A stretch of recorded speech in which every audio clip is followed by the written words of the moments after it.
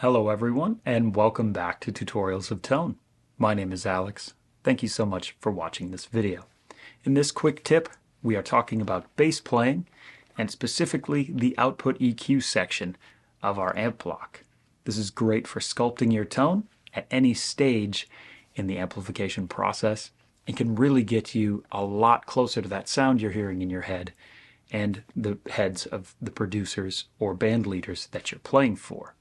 This is a wonderfully intricate but simplistic little design that is added to every amp that you could imagine, whether it has it in the real world, like the SVT4-Pro, or perhaps the SVT Classic, which never featured an onboard graphic EQ.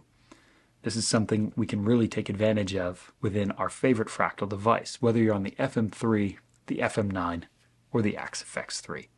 Let's dive right in. For the purposes of this video, we have a rather simple layout here. We have an input block, completely stock settings. We're going into an SVT bass head, very moderate settings here, at or around noon on all of the parameters. We're running that into a pair of SV bass cabs, an 8x10 SV bass, and then a 4x10 and a tweeter mic'd with an M88, straight to the output block. And that, at these settings, sounds like this.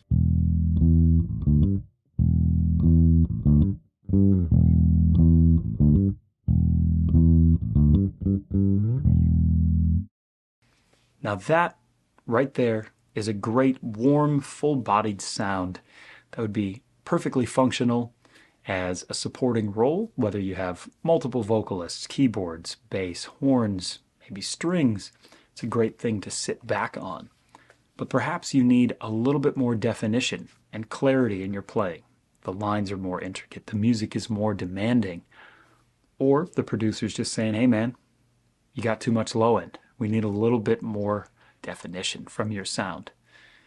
We have the perfect solution at our fingertips with the Output EQ tab within every amp block. Now for the SV Bass 1, we default to having an 8-band variable Q, and the location of this output EQ is set to the output of our amp. You have 3 different options here. You can have this Q at the input of your amp, the output section, or pre-PA.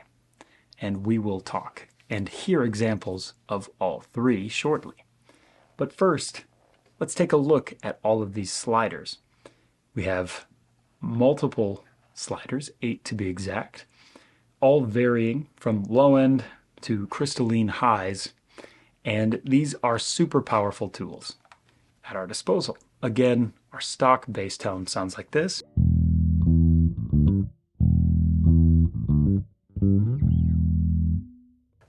Maybe we want less of 62, and by an extreme example, we take that down almost -8.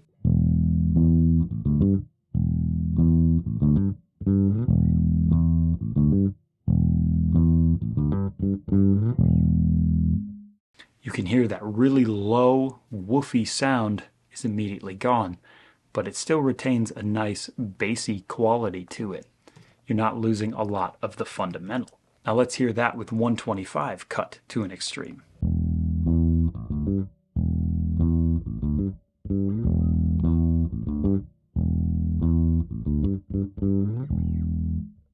Now as you can hear, the volume dipped even more substantially than it did when we were cutting 62 Hertz.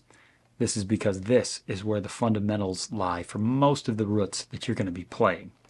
This is really crucial to any signature bass sound, whether it's added or subtracted from your sound. And know that this will affect your overall volume quite a bit when you're leveling your presets. We now go to 250. We're getting closer to the low mids range, and that, when cut extremes, sounds like this.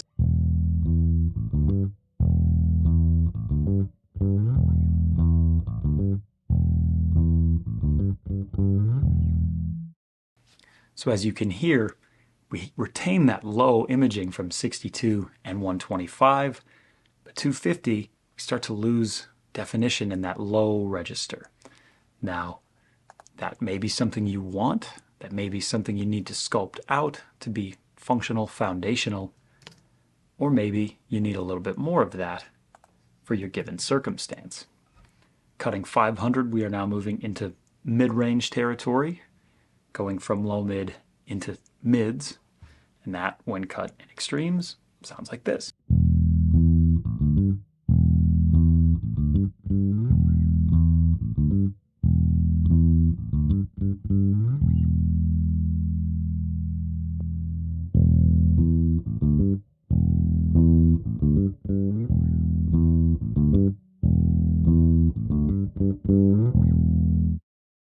Now you can hear when I bring that back up, we get a little bit more of that definition that we're craving for our intricate lines, but we're not quite there to really pop out in a mix. Enter 1K. When cut to an extreme,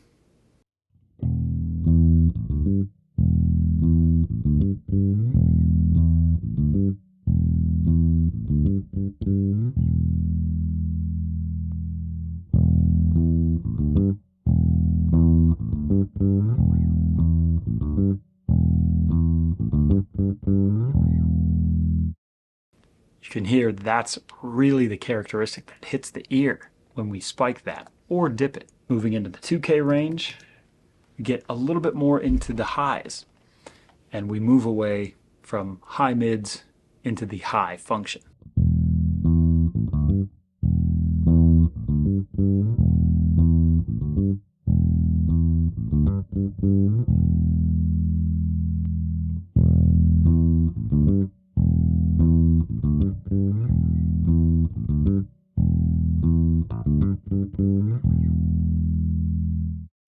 When we go from 2K into the 3K range, note that any finger movement on the strings will start to get enhanced just a little bit. So as we move to 4K, know that that finger noise is now going to be subtracted, but we will retain the rest of the sound.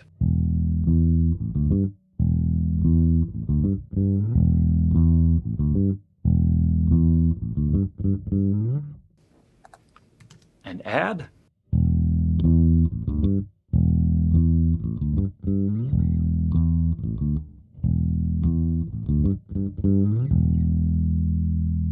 A lot more squeaky in that range, and then we get to 8K. For the most part, as a bass player, you're not going to need this too much unless you want just the very high-end chirp of a finger or a pick, or a little bit of air, as they would call it, on your tone.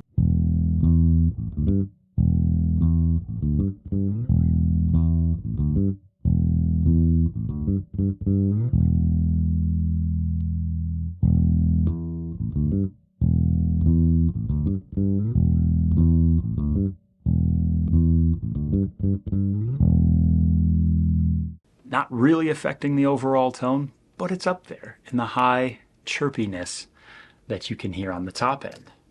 So now let's dial in what I use in a live setting for the predominant work that I do as a bass player. So here we have my graphic output EQ dialed in to taste. This is loosely taken, actually not so loosely, taken from Dave LaRue's live rig, whether he's with the Steve Morse Band, Flying Colors, or any number of the other virtuosi guitar players that he supports.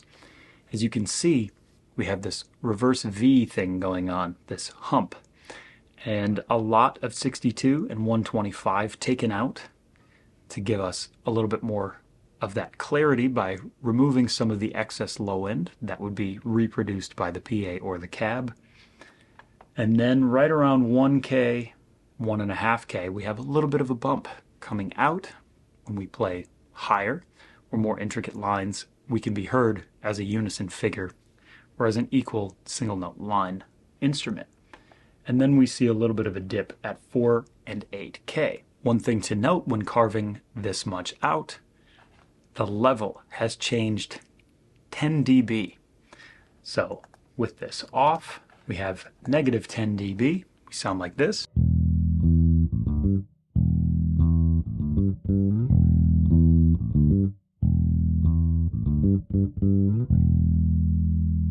And with the EQ engaged.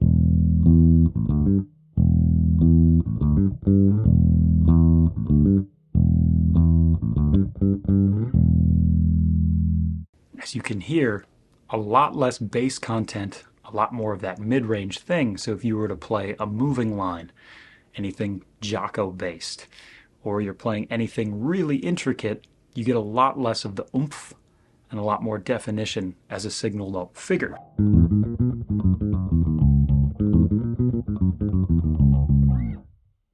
We'll back that off and hear the same figure.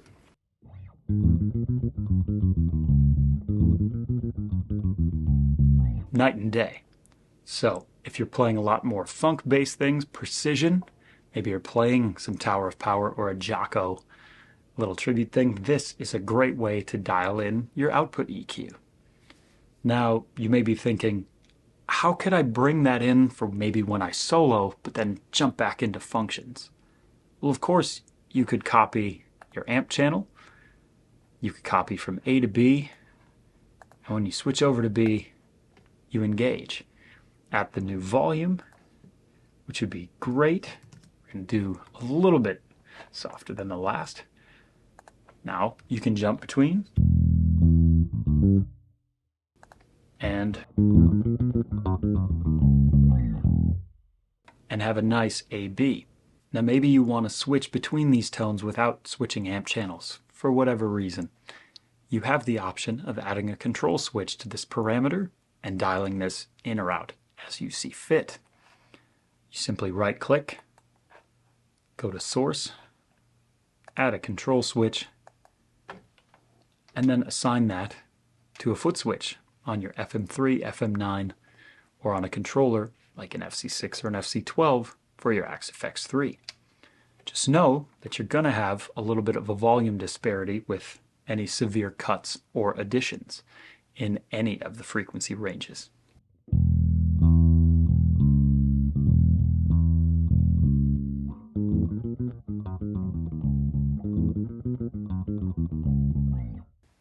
To offset this, perhaps you add another control switch, the same number as you had before.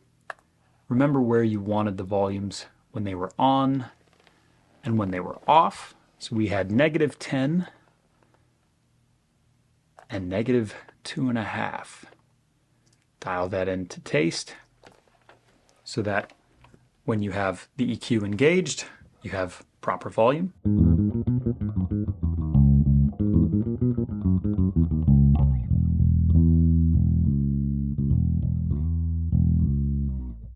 This is a great way to save layout space, to not have to move and reconfigure blocks, and to have maybe a little solo boost or a little bit more intricacy, and then jump right back into your tone. Again, you could always use the amp channels, but this is just one of the great ways to use the output EQ to get the most out of your bass rig. And one final remark, one topic we have not yet discussed, the location of this EQ. We have three options, as I mentioned before: the input section of the amp, the output section, or pre-PA.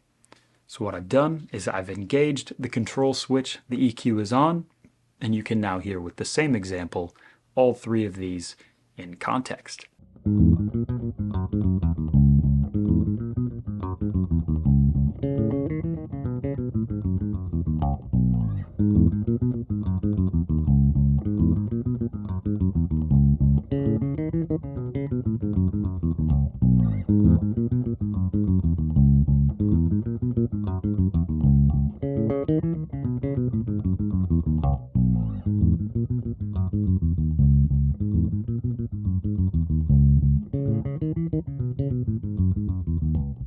So as you can hear, quite a tonal variation depending on where you place this EQ, and that's just at the current settings. Know that you can sculpt things.